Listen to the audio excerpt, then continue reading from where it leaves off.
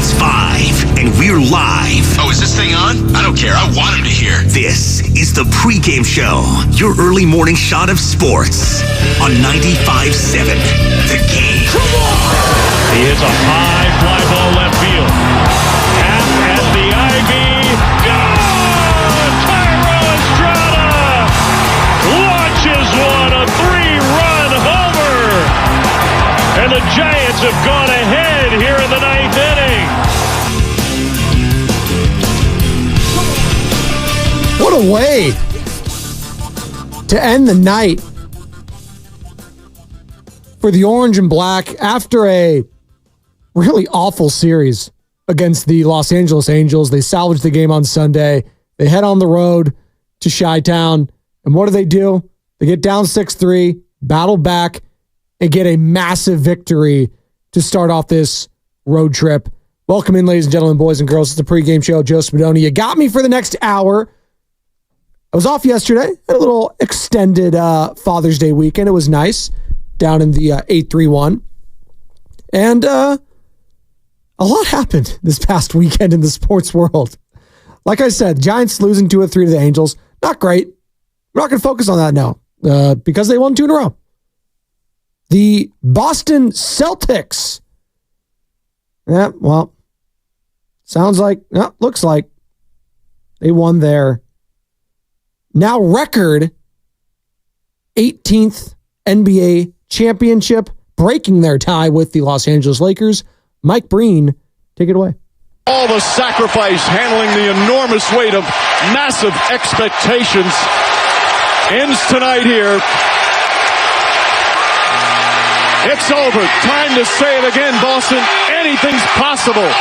Banner number 18 has been secured. The Celtics are NBA champions.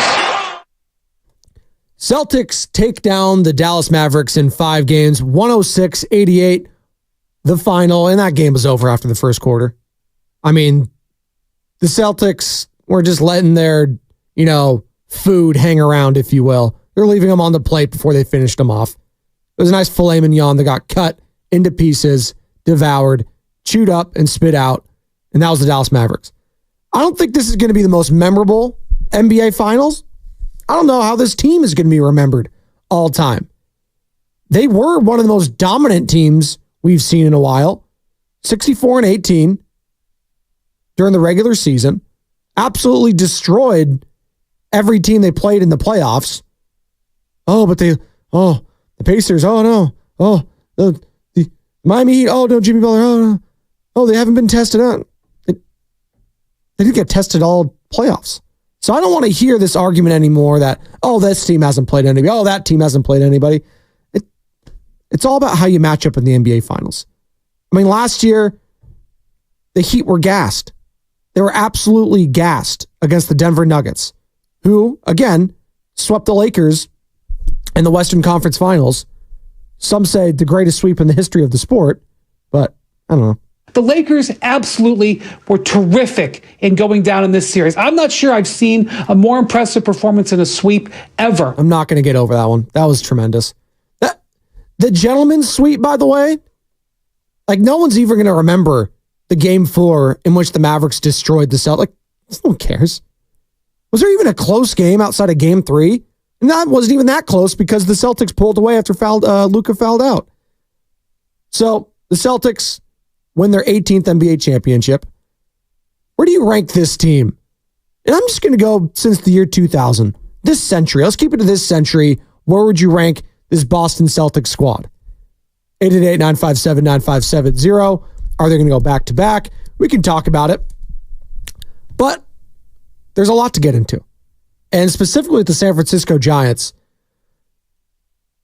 if you don't know what to make of this team yet, don't worry. It's June 18th. We still got some time. And I think they're going to be in the conversation. And I've been talking about this all season long. They're going to be in the mix for that third wildcard spot. And it's important for you not to live and die with every single game, even though it's hard not to do. We're fiending for football. Basketball ended. Now we're going to get into the Warriors offseason talk. We'll get into what Shams said in regards to Klay Thompson yesterday. We'll get into what Brandon Ayuk had to say on his TikTok Yeah, we're still on Brandon Ayuk watch, him holding out the San Francisco 49ers. That had a new twist and turn. So we really got a poo-poo platter, a buffet spread for you to talk about. We can talk about the NBA Finals. We can talk about the Giants coming from behind in the ninth inning in the Windy City yesterday in Wrigley Field. Thairo Estrada, how good did that have to feel for him? Who's guy's been struggling mightily. Jorge Soler, he's picking it back up. You still have some concerns with the bullpen. I mean, Camilo Doval, just put him in a pressure situation. He'll deliver. Don't put him in non-save situations like you did on Sunday against the Angels, which that guy didn't even get out of an inning. Although I will say, it's weird how closing works sometimes, because his first two pitches yesterday were not even close. Camilo Doval, I believe it was to Patrick Wisdom. And he got a gift of a call on what would have been a 3-0 count. It was like 6 inches off the plate. But it ends up being 2-1. And that, something like that, and you heard the crowd boo, because they knew that changed the entire at-bat. Then a foul happens, and then another pitch inside, and then what happens? He pops out, whatever the hell happened to Wisdom, and then you got a strikeout, and then you know, pop out or line out to left, and the game was over. That little thing right there, the difference between a 3-0 count and a 2-1 count can sometimes be the difference between blowing it and getting the save. And Camilo Doval, the stat sheet looks great right there. Inning pitched, 1K, 0 walks, save number 13. Night, see you later. Giants improved to 36-37 on the year, 16-20 on the road as they take down the Chicago Cubs as a final of 7-6. Good morning to all of you on the Xfinity Mobile text line. Good morning to all of you on the YouTube chat, which is back. Search 95.7 The Game, like and subscribe. We are streaming on Twitch, Twitter, and YouTube, all powered by First NorCal Credit Union. Again, the number to call or text is 888-957-9570. And good morning to all of you just getting off work, getting ready for work, getting ready for school, getting ready to do whatever you got to do. If you had an extended Father's Day weekend, happy Father's Day. I hope you all had a lovely one. Again, I was out yesterday, so I'm just kind of playing a little rewind here because a lot happened over the sports weekend that I haven't had a chance to react to, and I want to react to it with you. I mean, the gag job of Rory McIlroy at Pinehurst #2 for the U.S. Open. Oh, it was just, and we have the sound on the board still, so I need to play it. I was following along on my phone, like a lot of dads, because either you guys do what you wanted to do on Father's Day, or you just wanted to do what the family wanted to do, and you didn't really have a choice. Love you, honey. Rory McIlroy missing the 3-foot putt on 18. Excruciating decade-long wait and excruciating short misses for McIlroy coming down the stretch. Dan Hicks, the call, NBC Sports. I kind of want to just use that as a drop all the time. Just disgusted. That is a great crowd reaction of just feeling the anguish and feeling the pressure of another player. Like, there is nothing like watching a pressure putt. You can have your penalty kick in soccer. You could have your, closer in baseball. You could have, hell, a free throw to win it. But there is something about being on the green, next to your ball, putter in hand, looking down at that ball, looking down at that hole. Everyone is watching you. You are isolated. You are at center stage of the green and of the world. And you either make it and you're the hero, or you're the guy that gagged it away and then this happens.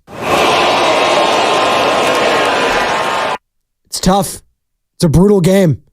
I did think it was weak of Rory McIlroy and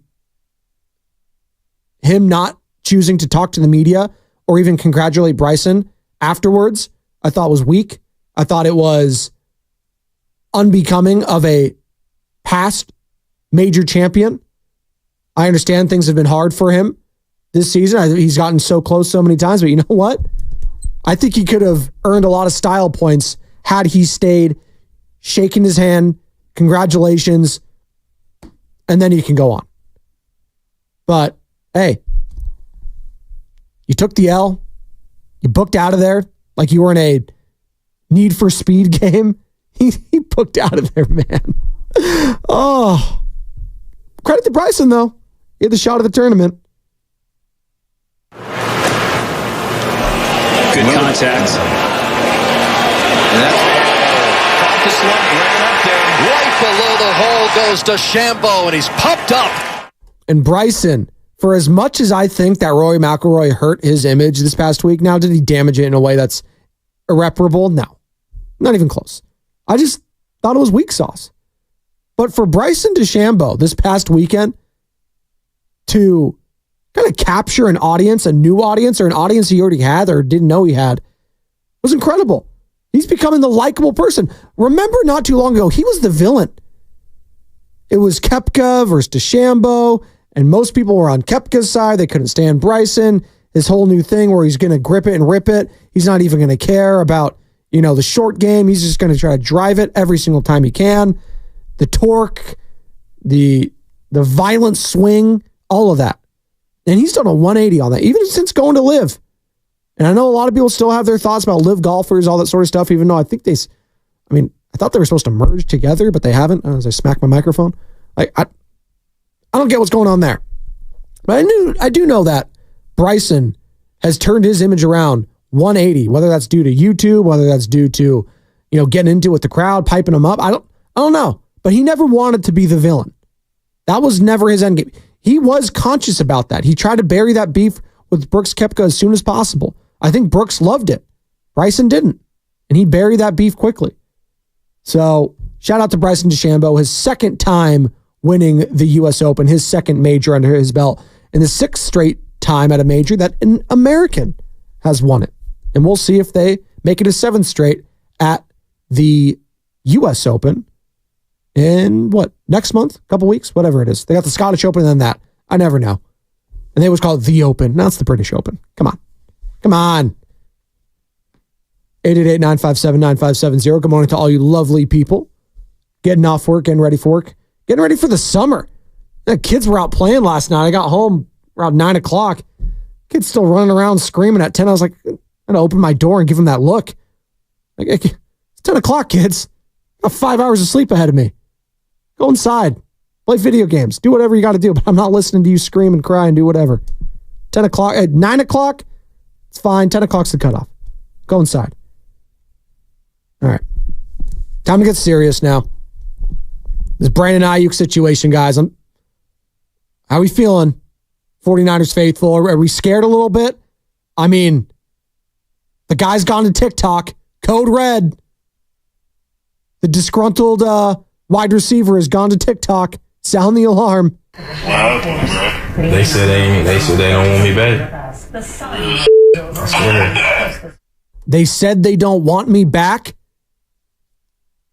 Come on. Do you think Kyle Shanahan or John Lynch just texted to him? Yeah, we don't want you back. Come on. Now, you got to read between the lines here. What the agent's telling him, how negotiations are going. Basically, the agent's probably like, yeah, man, I mean, from what they're telling you with these contract offers, they don't want you back. Not that they're actually texting him or calling him and saying, no, we don't want you back, Brandon. Come on.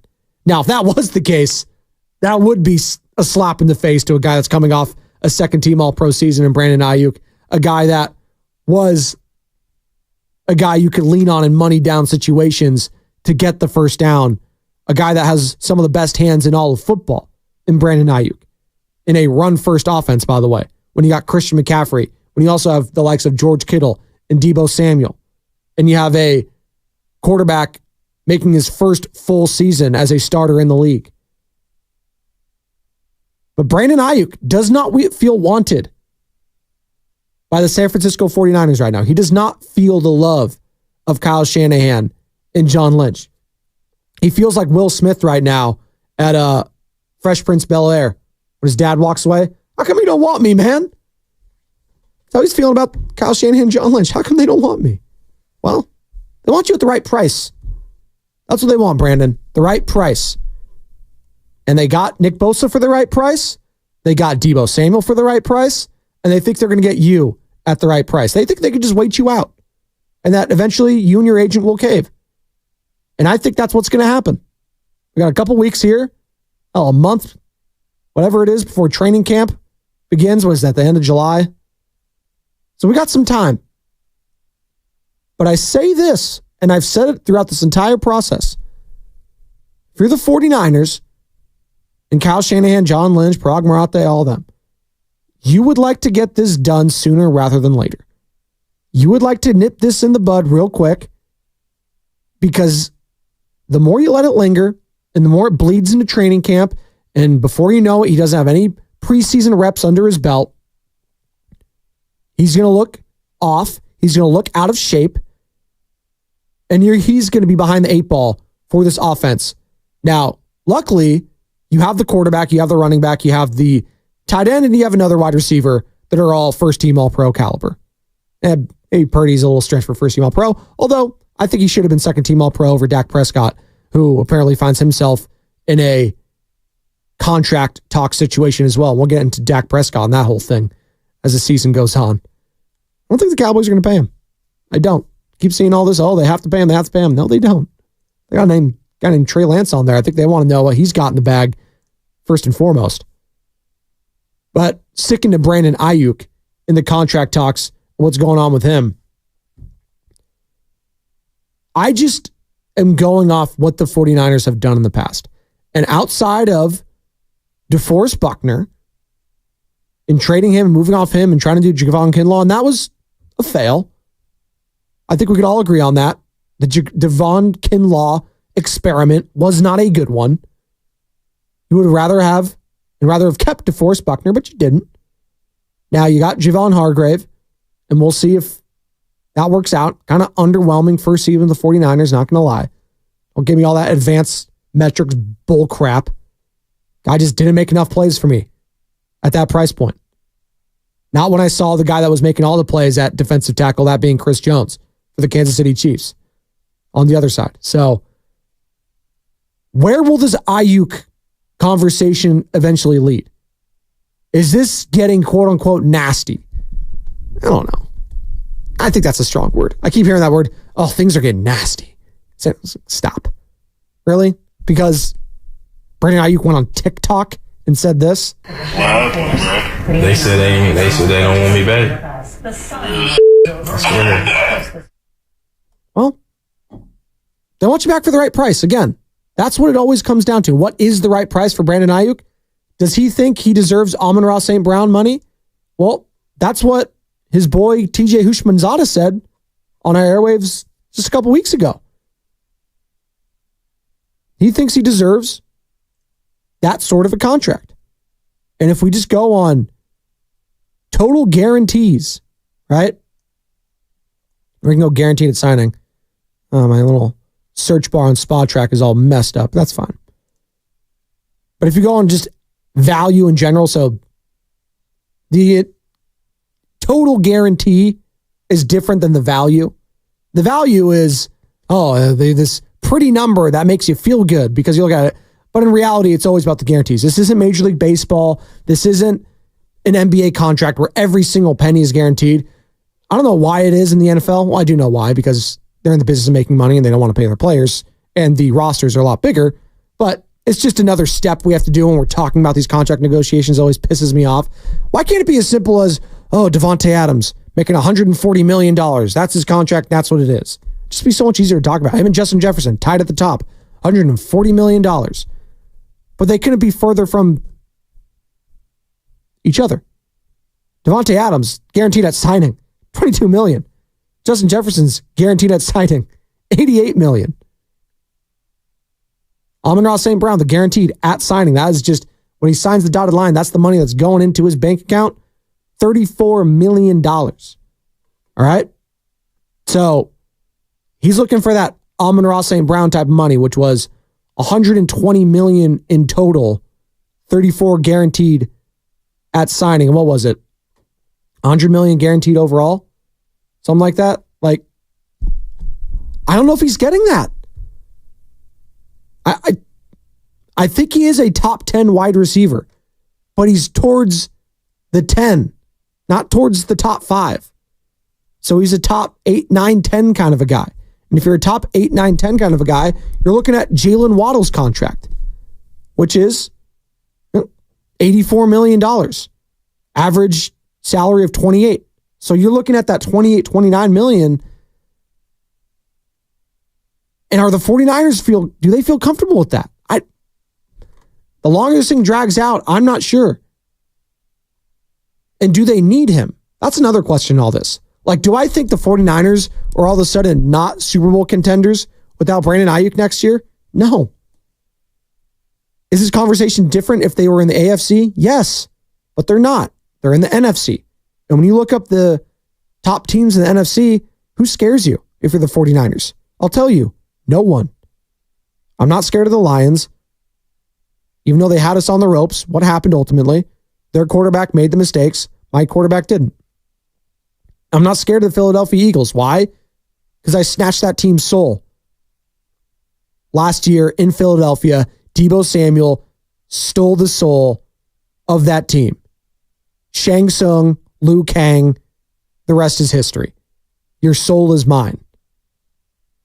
Chicago Bears, are they the next up-and-coming? Caleb, maybe? Matthew Stafford and the Rams? We'll see. As long as we don't have to play them in the playoffs, because that's the one big L that Kyle Shanahan's had against them, I'll take our chances. It's the 49ers and everyone else in the NFC, with or without Brandon Ayuk. Agree? Disagree? 888-957-9570. But until I see week 1, I'm going to think Brandon Ayuk is going to be a 49er. Until I see in week 1 that he is not suited up, I'm still going to think it's Brandon Ayuk season in Santa Clara. Agree? Disagree? Let me know. Hit me up on Twitch, Twitter, YouTube. We're all streaming on those, all powered by First NorCal Credit Union. All right. From the Xfinity mobile text line, Spadoni, I'm getting nervous about Brandon Ayuk. That being from the 415. From the 510, Spadoni, good to have you back. Hey, I appreciate it. I'm done with Brandon Ayuk. Does he think he's going to be in a better situation long-term than San Francisco? I don't know who is feeding him advice, but it's not a good one. It's not good advice, good one advice? Shout out English. I'm not a stickler on the texting English, grammar. I don't care. Being Spanish for all I know. I just need to Google Translate that. All right, well, it's about Brandon Ayuk and getting paid. And I get it. From his perspective, he was second-team All-Pro, which basically says he was one of the top 5 wide receivers in NFL last year, at least in terms of production. And he did it on a really good team, a team that has talent everywhere. And that's saying something. When you have all pros everywhere and you're still sticking out amongst all of them, that's saying something. You have the offensive player of the year on your team in Christian McCaffrey. You have a first-team all-pro talent in Deebo Samuel, a first-team all-pro tight end last year in George Kittle, a guy that was an MVP candidate in Brock Purdy. And you were sticking out left and right, making play after play after play. You want to get paid. You do not want to go in that 5th year, get hurt, and then you're out of luck. You want your protection for you and your family going forward. I get that. But the 49ers are about the bottom line. And it's a bottom line business. And they want what's best for the team, not just now, but going forward. And is Brandon Ayuk getting locked up long-term the best going forward for them? Well, they got Brock Purdy to worry about next season. And we're already hearing talks of Dak Prescott maybe commanding $60 million a year from the Dallas Cowboys. If Dak Prescott's getting that from Dallas, I'm Brock Purdy. I'm saying, 60? Yeah, I'm about 65. How about that? And then your head's starting to spin. It's like, oh, God, we're going to be paying Brock Purdy that much? I don't know. This Ayuk contract now, I don't know if right? So you can't just be thinking about this year for the 49ers, and they never are. Again, it is a business. And you like to think that the Super Bowl window, at least for this current core, is open one more year. But they're looking at, like, they got their quarterback, and we're trying to keep this window open as long as Brock is playing at a high level and as long as Kyle Shanahan is still a step ahead of the rest of the league when it comes to offense. So 888-957-9570. Where are you at after this new Ayuk sound in regards to him saying the 49ers don't want me anymore? Take one more listen. We'll have more of your calls, more of your texts on the other side. They said they don't want me back. I swear. Is this much ado about nothing, or is this something? We'll discuss that. Plus, the Giants get a massive win to start their road trip. Elliot Ramos, you an all-star? Are you finally feeling confident in a young Giant that has some staying power, Giants fans? 888-957-9570. Plus a special announcement on the other side in regards to Elliot Ramos. And your thoughts on the Boston Celtics winning their NBA record 18th NBA championship. Where are you ranking this team this century amongst all the NBA champions? Where does this Boston Celtics team rank for you? We'll have all that on the other side on 95.7 The Game. We all hear the radio ads about the IRS. They tell you to be afraid, to be scared, and they try to frighten you into calling. I'm not here to do that.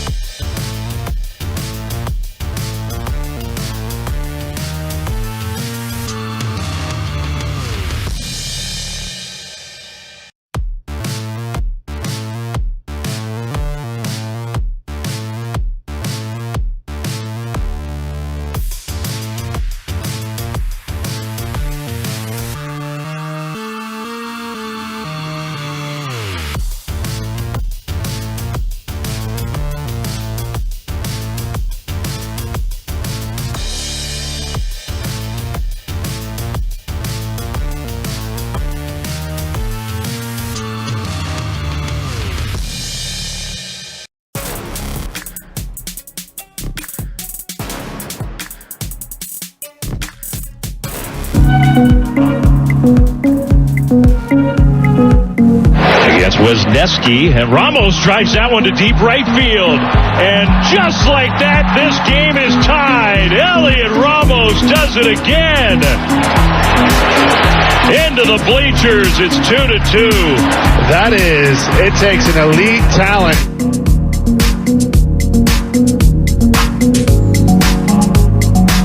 Does take an elite talent. Thank you, Hunter Pence. Dave Fleming on the call. NBC Sports Bay Area Giants get the dub 7-6 over the Chicago Cubbies. Choke job from the Cubs. Choke job from McElroy. Not a choke job from the Mavericks. They just got destroyed. Gentlemen's sweep there. Celtics win their NBA record 18th NBA Finals. That all took place last night. And Sam was just telling me, Sam Lubman, producer extraordinaire of The Morning Roast and also host of Garlic Fries and Baseball Guys pod alongside Joe Shasky. He was just telling me, he's like, yeah, after that Hap 3-run jack off Eric Miller, I was like, maybe I'll watch a little bit of the NBA Finals and see the trophy celebration. And he did. You know what? It ended up working for him. Sometimes you just need to get your eyes off the screen. And then the team can't have all that pressure of Sam Lubman watching them. And they can't perform. It's an incredible weight to bear, having the eyes of a Sam Lubman and a Joe Shasky watching them. So you know what? They turned it off. Tyro's like, whew, Sam's not watching anymore. Let me hit this 3-run bomb ski. And that's what he did in the 9th inning. But Elliot Ramos, that's the name right now. And good for Tyro, who'd been struggling a lot as of late, like damn near the entire season. He's just been struggling. But Elliot Ramos, in the month of June, he's been the best player in the National League. Where you want to go average, you want to go OPS, you want to go home runs, you want to go hits. First. He's been on a tear. 18 days in the month of June. He's making his case to be an all-star if he keeps this up. And more than that, and I don't care about the all-star right now, just a young player that the Giants can finally build around. A young, everyday player. That's another thing. An everyday player. Because they have, Logan Webb, and we'll wait and see with Kyle Harrison. Crappy injury right there. I want to use another word, but I can't. That's just how I feel. It's just, rolling his ankle during workout session. He's on the IL. Hopefully nothing serious, and he comes back like it was all good. But tough to lose him on a pitching staff that's already kind of been up and down throughout the season. As I see the great Bonte Hill in here. Sure, he was enjoying that Boston Celtics win, knowing that the Lakers no longer have the most NBA titles. Celtics do. 18-17 now. Although, don't sleep on that in-season tournament championship, all right? It means a lot. But 888-957-9570.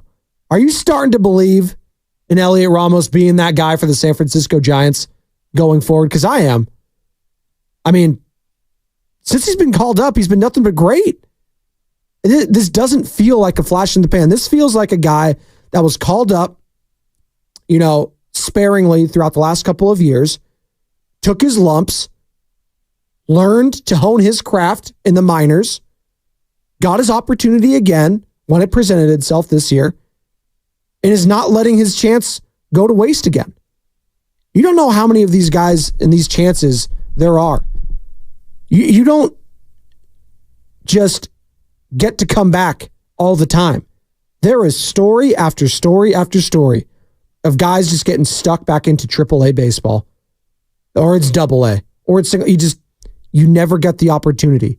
Maybe you have an injury that sets you back in the minors. Maybe you have, the yips. Maybe something just happens and that confidence that you had at one point is gone. So I'm never just going to take it for granted when a guy comes back and is balling out.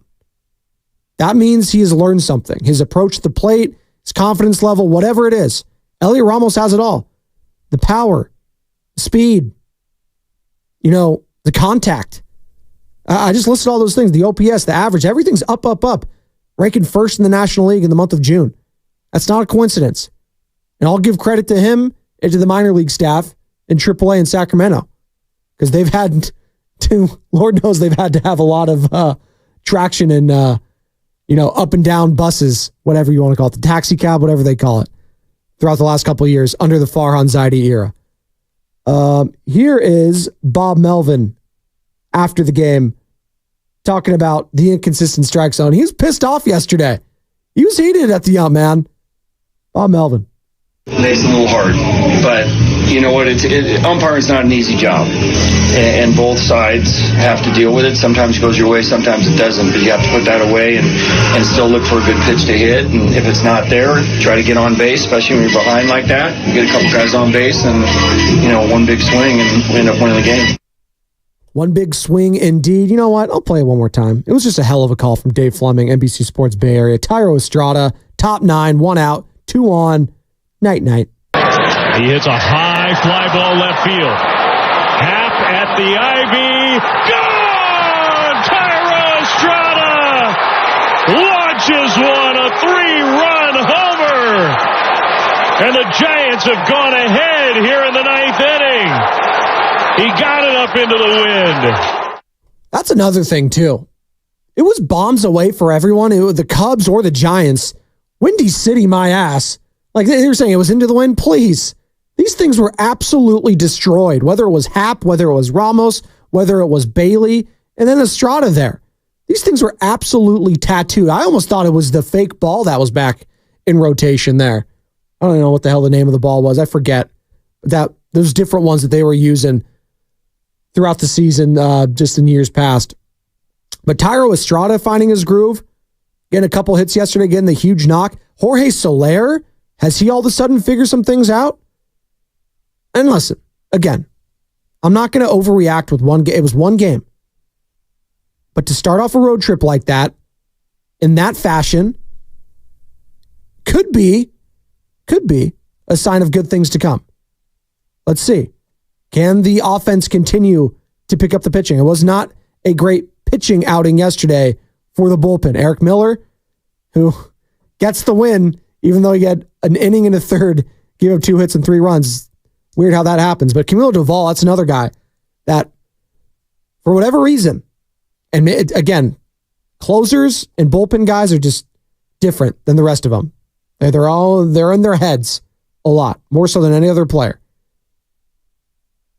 A non-save situation for a closer, it just doesn't hit the same as a closing or hell, even in a holding situation. You have to have some juice on the game. They need that extra kick sometimes, whether it's Camilo Doval, whether it was, a Santiago Casilla in the past, a Brian Wilson, whatever. Those guys need some juice on the game. And boy, did they have some last night. And again, I go back to that call on the 2-0 count to Patrick Wisdom to start off that inning in the bottom of the 9th. And it should have been a 3-0. But Camilo Doval got a gift of a call, and it went to 2-1, then it went to 2-2, then it went to 3-2, and then it was an out, and then he gets another K, and then he gets a pop out, line out to left, whatever the hell it was. And the game was over. Little calls like that could be the difference of giving a closer the lifeline or the death sentence. And he got the lifeline yesterday, and he took full advantage of it. So credit to Camilo Doval, bouncing back in a big way. That was a bounce-back performance from damn near everyone yesterday.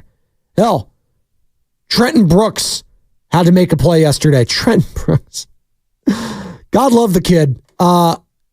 Did he have 2 situations yesterday when he was at the plate where they called a strike because he wasn't in the batter's box?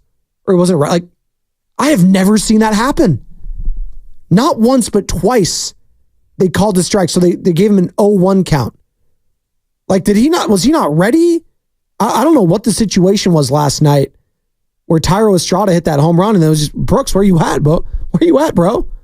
Now, he did make the play there. I believe it was the first out to Patrick Wisdom who popped out, but he had to do like a little pop-up dance because he had dropped one earlier in the game, and it was just what the hell is going on? And I get it. There's the swirling winds. It's the Windy City. It's Chicago. So he made the play late, but he was going to be the GOAT of that game and not the good GOAT, as we're so often of saying the last couple of decades, the GOAT, greatest of all time. No. GOAT meaning the bad, the Billy Goat, not good. We got one more break here. Got one more segment after that. 888-957-9570. I'm kind of playing catch up here. I was off yesterday and a lot happened over the weekend. Charles Barkley? He's saying bye-bye? What? Shams Charania with the latest on Klay Thompson. Testing free agency. We'll get into that. Plus, more of your calls, more of your texts on the Boston Celtics winning their record 18th NBA championship. All that. Plus, Elliot Ramos, 9:20, joining Bonta Hill and Joe Shasky in the morning roast. You're not going to want to miss that. Elliot Ramos, the player of the month so far. If he keeps it up, he's going to be for the National League anyways. That's going to be at 9:20 right here, 95.7 The Game. Brought to you by KTVU's Fox Local streaming app. Download for free and live stream all Fox 2 newscasts. eBay Motors is here for the ride. Go ahead, feel your engine.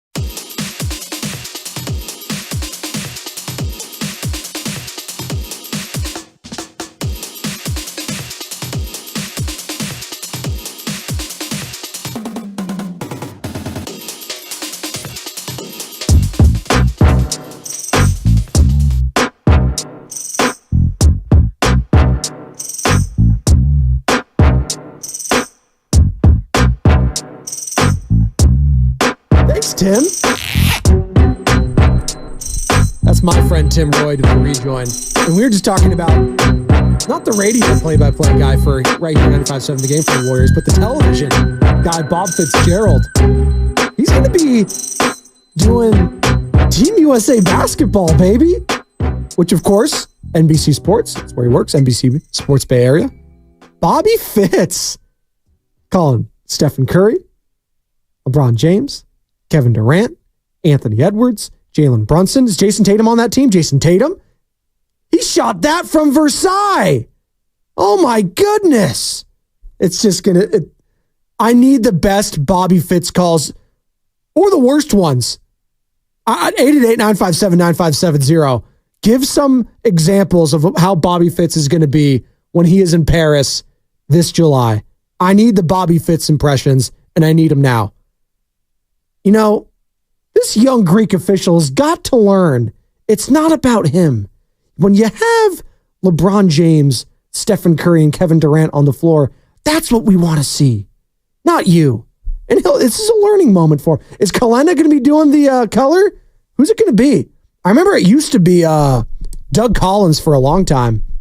I don't think he did it last cycle. I don't even remember the last time. It was a blur for me. Where was that? Tokyo? In Japan? That whole thing, because it was the pandemic Olympics, all that, completely just don't even remember it. I know we beat France in the title game, and that's about it. 888-957-9570. Olympic basketball is going to be upon us. Now that the NBA Finals is over, I mean, what are we looking forward to?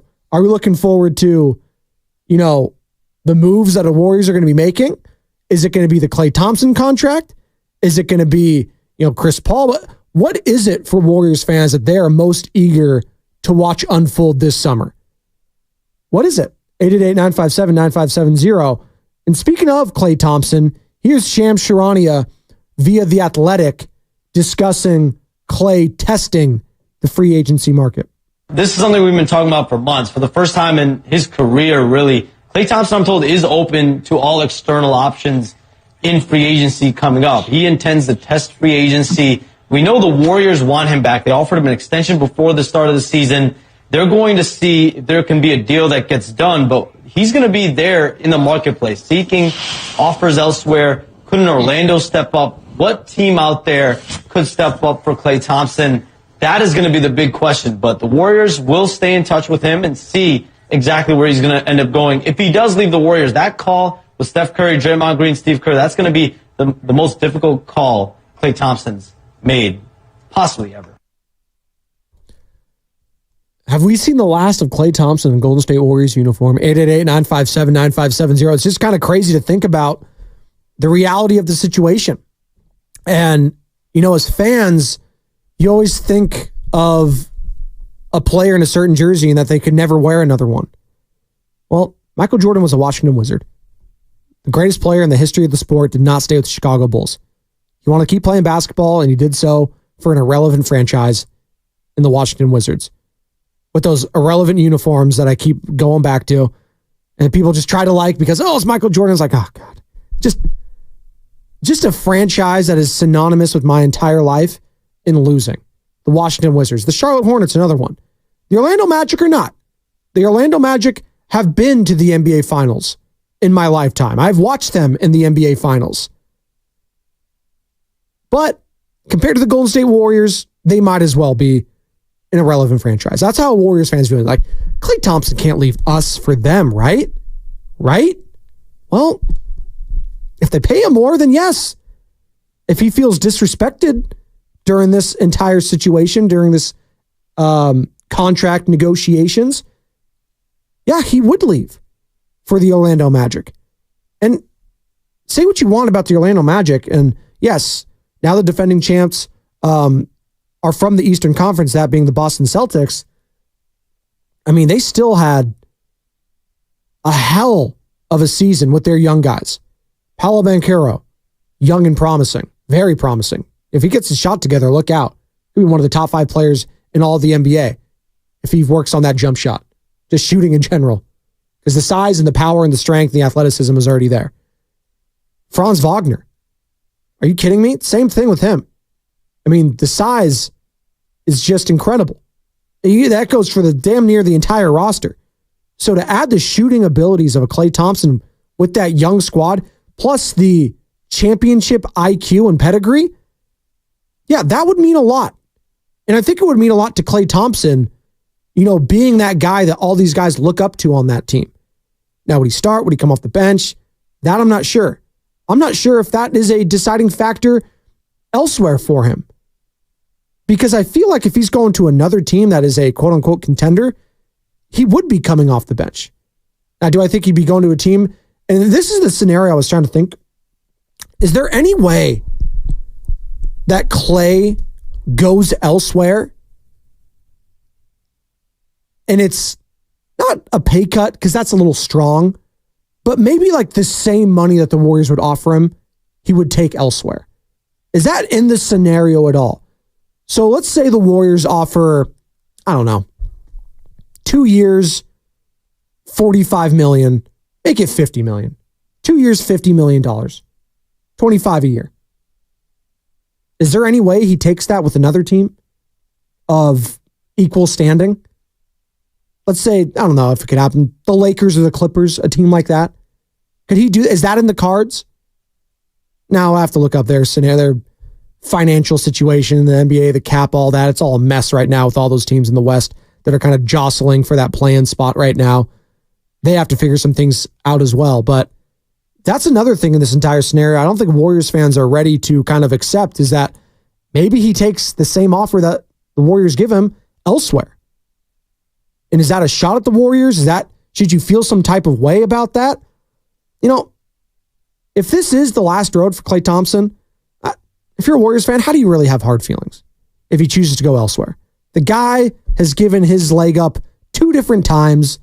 He's won 4 titles here. He's a made man. I believe he should be a statue guy. I think those core 3 players, and yeah, even Draymond Green, Steph Curry, and Klay Thompson should all be statue guys. The Splash Brothers, what it means for this city, for this Bay Area, it can never be replicated. And I don't think you should have hard feelings if he chooses to go elsewhere at this stage of his career. It would suck. It would hurt. I get that. But I couldn't be mad if I was a fan at Klay Thompson if he chose to move on. You shouldn't. And if you think I'm wrong, 888-957-9570. That's the number to call or text. Also hit us up via Twitch, Twitter, YouTube, all powered by First NorCal Credit Union. By the way, Elliot Ramos, 920. Bonte Hill, Joe Shasky, the Morning Roast. You were knocking on, missed that. Again, Elliot Ramos, in the month of June, he's been the best player in the National League. If you're just going by average, you're going by home runs, you're going by hits, going by OPS, it's been Elliot Ramos. That's the guy. And that's a guy on the San Francisco Giants, a young player. God, it's so interesting when we're having these discussions, right? Because we're talking about a guy, as I'm pivoting back to football a little bit here, in Brandon Ayuk, who is young, at the top of his game, who wants to get paid and wants to feel respect, right? He's at this first major contract negotiation of his career, and he wants to feel that respect. Klay Thompson's at the last contract negotiation of his career, we would think. The last major one anyways, let's put it that way. And he also wants to feel that respect. But it's a different level, right? Klay saw Draymond Green win all that, get all that money from that contract. He saw that. He saw what he commanded. You saw what he did. Klay is looking at Draymond Green, who punched his teammate Jordan Poole in the face and still got paid. And what has Klay done? But just been a model citizen throughout his entire tenure as a Golden State Warrior. He has done things the right way, left and right. You can get mad at him. What do we get mad at him for? Oh, he puts up the 4 fingers. That's so weak for a player. Stop. He's a 4-time champion. Relax. He deserves that. He has that right to do that. Now, do you think it's soft? Do you think it's weak? Whatever. But that's, in the grand scheme of things, whatever. Oh, he was a little disgruntled when he was asked to come off the bench. Yeah, because he started his whole career. And that's a humbling experience. So he cried and he moaned and he pouted for a little bit. But you know what? He bought into the role, and he was accepting it, and he was embracing it towards the end of the year. He was. We have the soundbite saying, you know what? I'm embracing it. And he was. Hell, Chris Paul was doing the same thing. And I think Clay looking at a player like Chris Paul, a player of his caliber, a Hall of Famer, and Chris Paul, one of the greatest point guards in the history of the sport, if he can do it, I can do it. And he did. So Clay, through all that, was a trooper. And if we're paying for not just future production for what he did in the past, because I think a little bit was done that with Draymond. I do. Draymond Green, do you think his game is going to age gracefully here in the next couple of years? I don't. I think we're seeing some wear and tear as it is. And I don't even know if he's going to make it through an entire season without missing a quarter of it due to suspensions going forward. He's on his last straw with the league. Klay Thompson has been a model citizen. He has been the gold standard for the Golden State Warriors for a long time. And if he chooses that he wants to move on from the team, I don't think fans should have any hard feelings. I do not. 888-957-9570. Man, there was so much that happened this past weekend. I tried to do the best I could to talk about all of it. Within an hour, it's hard to do that, but I can't wait to dive into it with Bonta Hill, Joe Shasky. They're going to be talking about that Giants win last night. 7-6 the final. Tyro Estrada, a 3-run jack in the top of the 9th to save that game, to start off this road trip in exciting fashion. Giants now 36-37. And if you like to keep track of the wild card every single day, God love you. Well, they would be in the 3rd spot if the season ended today on June 18th, which it does not. It's a long season. By the way, the Cardinals, people wrote them off for dead. They're over 500. They're 36-35. Is it their first time being over 500 since the first week of the year? Probably. Washington Nationals, they're 8-2 in their last 10. Oh, by the way, the Mets. Yes, the Mets, who have apparently attached themselves to Grimace, the purple monster from the McDonald's commercials and toys and whatnot. They're 8-2 in their last 10. Are the Mets all of a sudden not going to be sellers? Are they keeping Pete Alonso? I don't know. We'll see. That's something we got to keep track of. But Bonta Hill, Joe Shasky, they're going to talk about all about that next on the Morning Roast, 95.7 The Game. You're listening to 95.7 The Game, KGMZ FM in HD1.